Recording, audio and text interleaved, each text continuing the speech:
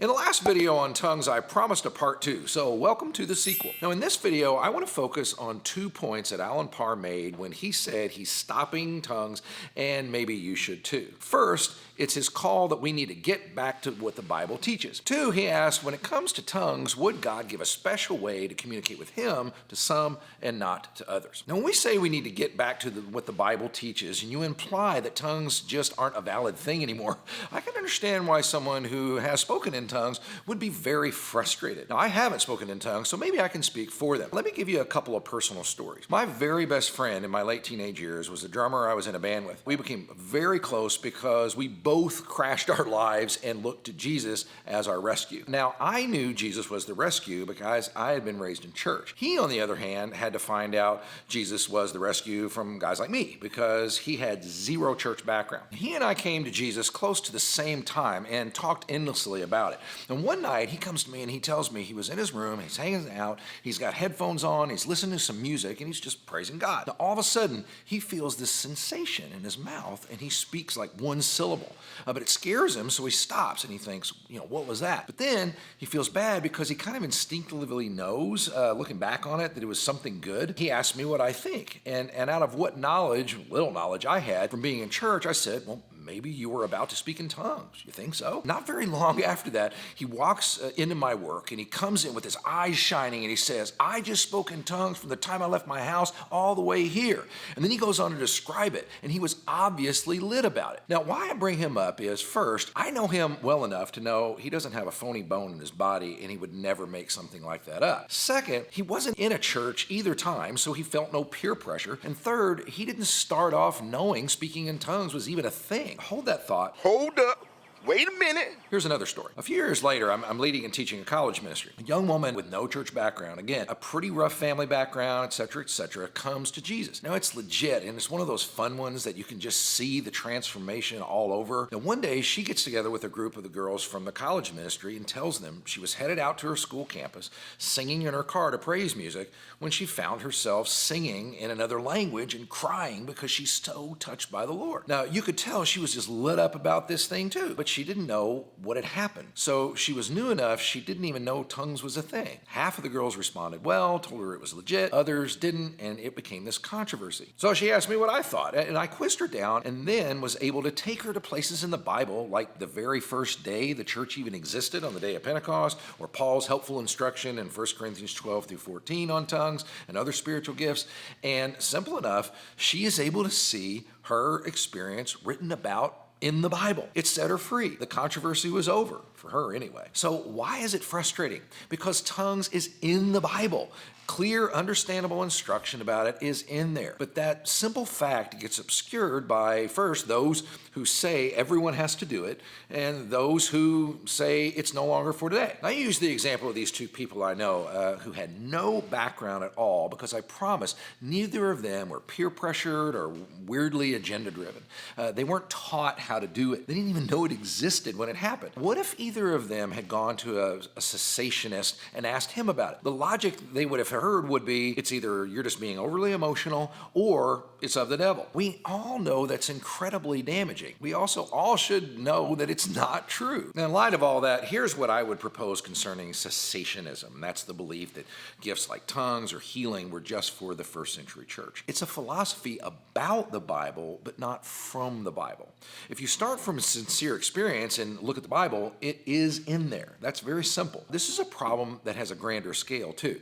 I think cessationism is a very Western idea born from the desire to explain why experiences like tongues or healing do not typically happen in the West the way they did in the Bible. If you remember that Christianity is growing very fast in places like Asia, South America, and Africa, you need to come to terms with the fact that often their experiences not having to explain why any of that kind of thing is missing, because they do experience those things. I was able to be connected to the underground church in China during one season of my life. One reporting correspondent in China has said that over 80% of Chinese in the underground church would testify they have witnessed a genuine miracle, like blind eye seeing and deaf ears hearing. These Chinese Christians are kind of like my friends. They often don't know cessationism is even a thing.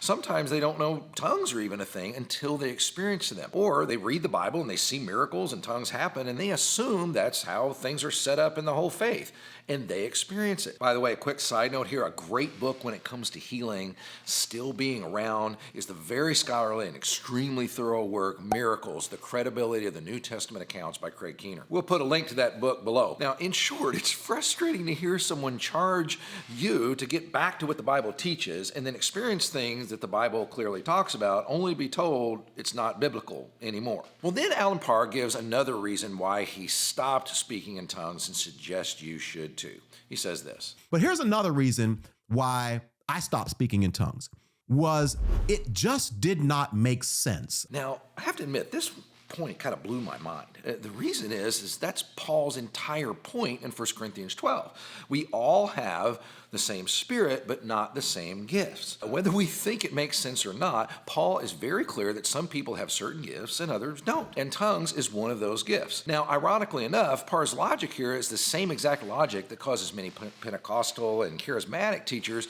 and preachers to insist that there is a difference between the prayer language and speaking in tongues. They can't seem to bear the thought that God would give one person one gift and not someone else.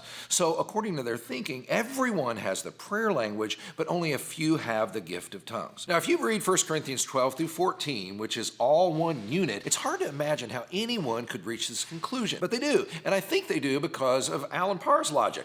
One person is given a special ability to pray that another doesn't have? Yes, Paul's whole speech about the different parts of the body doing different functions is making this precise point. Now think of it this way. We don't look at all of the other gifts this way. Just a little later in the video, Allen Parr gives another reason he stopped, and it was because it just didn't feel right. When he spoke in tongues, he felt off, unlike when he teaches. When he teaches, it's a fit for him. You know what Paul says about teaching? It's a gift. And it's a gift not everyone has. Allen Parr has a special gift and ability others don't.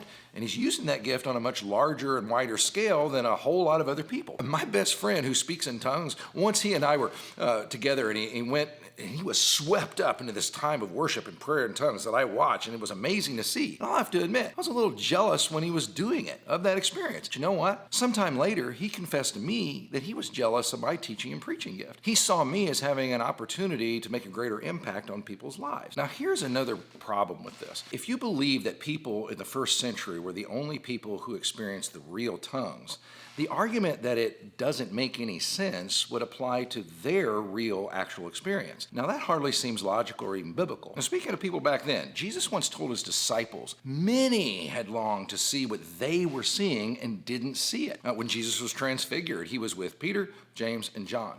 You know where the other 9 were? They were at the bottom of the mountain, not seeing him transfigured. And none of us got to walk with Jesus in person by the Sea of Galilee or see him do miracles in person. Moses talked with God face to face, the Bible says. The list goes on and on and on. Yes, God gives special gifts to each that he doesn't necessarily give to others. It makes sense in a way that Paul explains in 1 Corinthians 12 through 14. Our response can be one, to be grateful, knowing that whatever gift we do have is our own special access to God and our special ability to serve others. Or 2, Paul urges the seeking of the gifts. Ask him. The worst he can do is say no. I hope that helps. See you next time.